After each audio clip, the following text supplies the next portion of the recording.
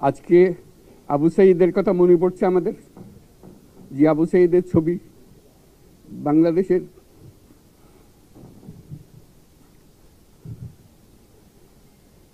প্রতিটি মানুষের মনে গেঁথে আছে, এটা কেউ ভুলতে পারবে না। যারা এটা সম্ভব করেছে, যে তরুণ সমাজ, তাদের প্রতি আমি আবার সমস্ত প্রশংসা এবং কৃতজ্ঞতা জানাচ্ছি তাদেরকে। তারা আমার পাশে আছে। এরা এই দেশকে রক্ষা করেছে, এই দেশকে নতুনভাবে পুনর্জন্ম দিয়েছে, এবং এই পুনর্জন্মে যে বাংলাদেশ পেলাম, সে বাংলাদেশ যেন অত্যন্ত দ্রুত গতিতে এগিয়ে চলতে পারে, সেটাই হলো আমাদের শপথ। সেটা আমরা রক্ষা করতে চাই, এগিয়ে যেতে চাই।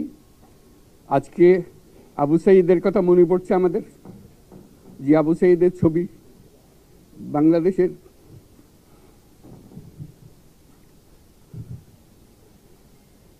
প্রতিটি মানুষের মনে গেঁথে আছে, এটা কেউ ভুলতে পারবে না।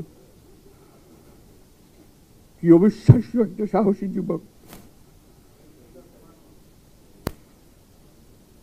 বন্দুকের সামনে দাঁড়িয়ে আছে, এবং তারপরের থেকে কোনো যুবক, কোনো যুবতী আর হার মানে নাই, সামনে গিয়ে গেছে এবং বলছি যত গুলি মারো, মারতে পারো, আমরা আছি।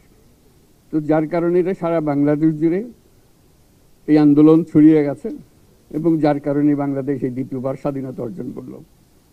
এই স্বাধীনতাটা আমাদেরকে রক্ষা করতেই হবে।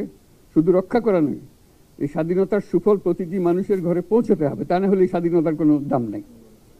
এই স্বাধীনতাটাকে পৌঁছানো হলে আমাদের শপথ, আমাদের প্রতিজ্ঞা, যে আমাদেরকে এটা করতে হবে, ঘরে ঘরে পৌঁছাতে হবে। মানুষ যেন জানে যে বাংলাদেশ স্বাধীন হওয়ার অর্থ হলো তার নিজের পরিবর্তন, ব্যক্তির পরিবর্তন, সুযোগের পরিবর্তন, তার ছেলে মেয়ের ভবিষ্যতের পরিবর্তন। এটা যেন প্রত্যেকে বুঝে নেয়।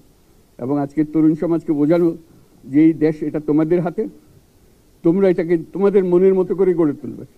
তোমরা যেভাবে স্বাধীন করতে পেরেছো, তোমরা এটাকে তোমাদের মনের মতো করে গড়তেও পারবে, এবং তোমাদের দেখে সারা দুনিয়া শিখবে কিভাবে একটা দেশ, একটা তরুণ সমাজ গ্রহণ করতে পারে এবং তাকে পাল্টে ফেলতে পারে।